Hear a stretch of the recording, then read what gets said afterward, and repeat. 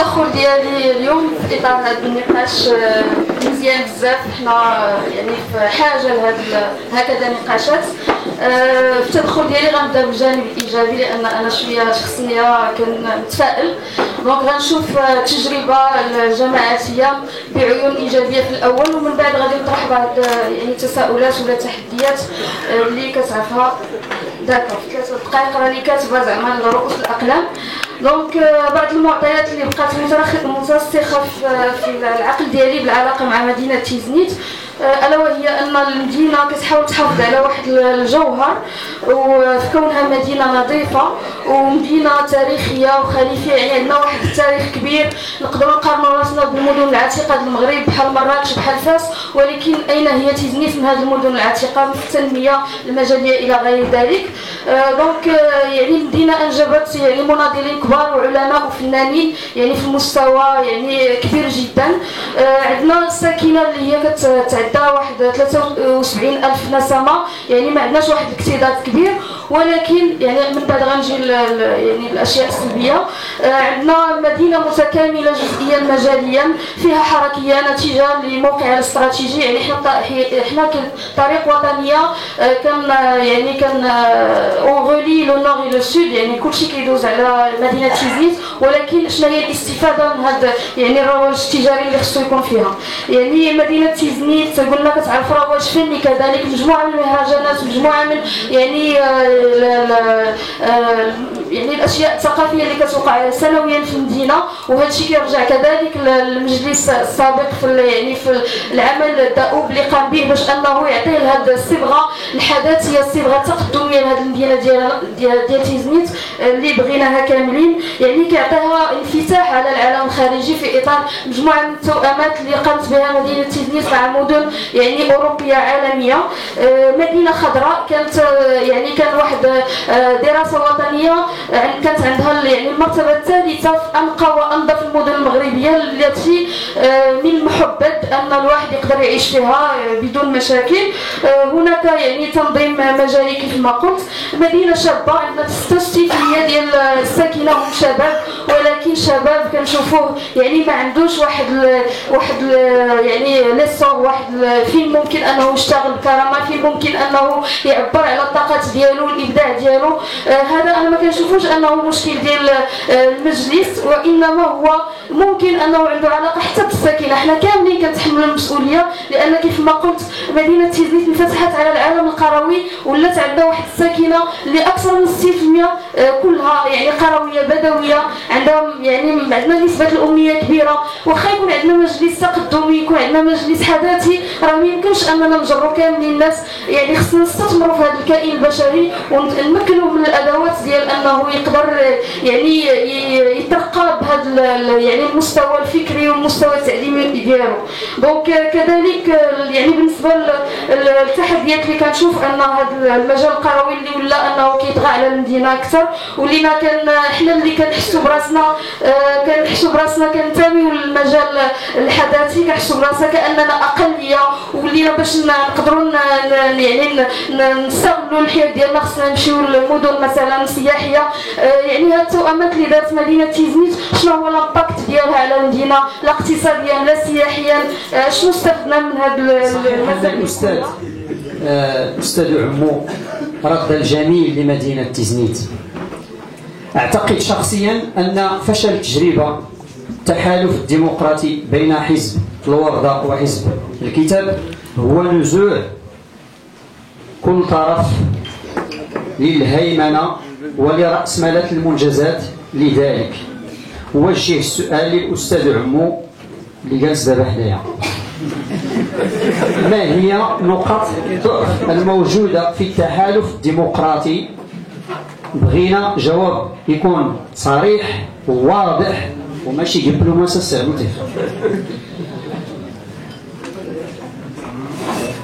السؤال الثاني: هل ما زال الأستاذ عبد اللطيف عمو يعتقد في أن التجربة الحالية للمصباح لا زالت تعبر عن مشاريعه وطموحاته؟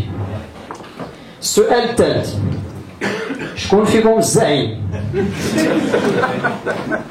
وشكون اللي كانت عنده نزعة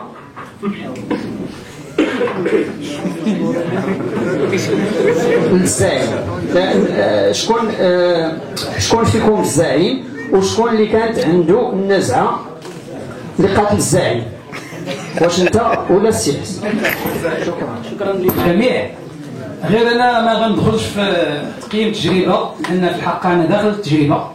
انا غندير جوج شهادتين في حق الناس اللي وقفوا معنا في هذه التجربه. اولا في ظرف 3 دقائق. اولا في الحق انا تجربتي على مستوى العمل الجماعي كانت تجربه رائده. اولا على مستوى هذا الانفتاح ديال الاستاذ عمو على فعاليه المجتمع المدني، هذه مساله يجب الاقرار بها والاعتراف بها، لان لا يعقل ان الناس يعملوا في المجال ديال العمل الجماعي والعمل الميداني دون انهم ينفتحوا على الناس اللي ممكن انه يتحملوا المسؤوليه على مستوى الجماعه. هذا نسجلها للاستاذ عمو. مساله ثانيه فيما يتعلق هذا العمل داخل الجماعه، ان انا تجربتي الخاصه، انا تنهضر على مستوى التجربه الخاصه، الانفتاح على مستوى تدبير الشأن المالي وخاصه المالي باعتباري رئيس اللجنه الماليه داخل الجماعه، كانت تجربه على مستوى الحسن النواري. هنا انا تنقول ماشي زعما يعني ضروري انه الناس اللي تيخدموا داخل الجماعه يعرفوا مكان الجماعه داخليا، وحتى لا غيكون انتقاد يكون داخل الجماعه ضروري ان تكون عندنا رؤيه على الجماعه على اساس انه تكون عندنا معطيات متكامله باش تكون عندنا قراءه متكامله باش نعطيو تحليلنا يكون مبني على شي حاجه صحيحه. لان بعض الخطرات ممكن تكون عندنا قراءات اللي ممكن تكون خارج الموضوع ونعطيو على مجموعه من الاشخاص. غنجي النقطه المتعلقه بالمشاريع. فعلا تيزنيت انا تنقول الانطلاقه كانت من 2009 2015، كاين 2003، ولكن كاين ما يسمى بالقطع مع مرحله ديال التحكم اللوبي على مستوى المدينه على تسيير الشأن المحلي.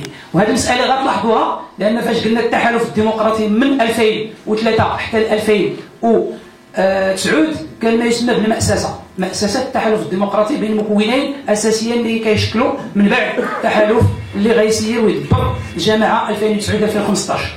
قلنا القطع مع اللوبي اللي كان متحكم في الجماعة، والدليل على ذلك تدبير الجماعة تيكون خارج المجلس، وهذا هو اللي خصنا ننتبهوا ليه ونردوا ليه الباب، لان لا كان تدبير الجماعه خارج اسوار الجماعه خارج المكونين ديال التحالف، هذا يمكن ان يشكل واحد الخطر اللي ممكن يؤدي بهذه الجماعه للانهيار وواحد المجموعه من المآل اللي ممكن انه يكون غير حميد وغير مساعد للتنميه ديال الجماعه. مساله ثالثه انا تتبان لي مهمه بالنسبه للتجربه السابقه، مساله ديال الانفتاح على المجتمع المدني بشكل موضوعي وبشكل ماشي نفاقي، لان صراحه الناس اللي تينافقوا دابا غنديروا نفعلوا نديروه فعلا وما كاين شيء، هذا راه ما يسمى بالتماطل وما يسمى بسياسه انه نرضيك ونقدم لك.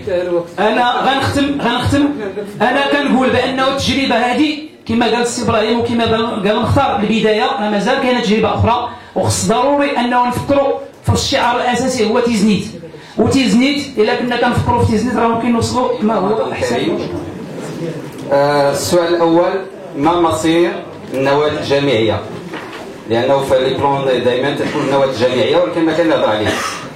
ثم هناك شيء اتساءل، هل هناك تنسيق مع مجالس الجماعيه المحيطه بالجماعه؟ لاننا تحدثتم عن التراث ونحن نعرف جيدا بان هناك في محيط الجماعه المدرسه الوقاريه، قصر القايد عياد فهنا، ثم المدرسه ديال المنزل ديال الحاج بلعيد، ثم هناك بالنسبه للمجال ديال البيئي تنعرفوا بانه كاينه ثروه ديال تيزنيت، ولكن هناك امتداد. على باش ما نفكروا في حزام، نفكروا في المستقبل، حزام اخضر نزيدوا عليها ثروه ديال كلو اللي جايه حتى للزورو، ثم تنعرفوا بان البني غادي لاكلمين. علاش ما يتجه لاكلو؟ كون خليتوه كون وصل لاكلو. ثم تنعرفوا بانه المتنفس ديال الناس ديال تيزنيت هو الشاطئ ديال لاكلو. ماذا عن التنسيق لا مع المجالس الجماعيه وخاصه ديال اغلو، ثم المجالس ديال ايت ابراهيم وجان رسموكا وان كان واش كاينه خطه قبليه، وإلا ما كايناش تنتمنى يكون واحد التنسيق مستقبلي، لان الامتداد غادي والمصالح مشتركه والمستقبل كله مشترك، وفيها واحد الجانب كذلك اقتصادي متعلق بالسياحه. وتعرفوا الشاطئ ديال اغلو خصو يكون تنسيق ويكون تنميه، والله الموفق وشكرا.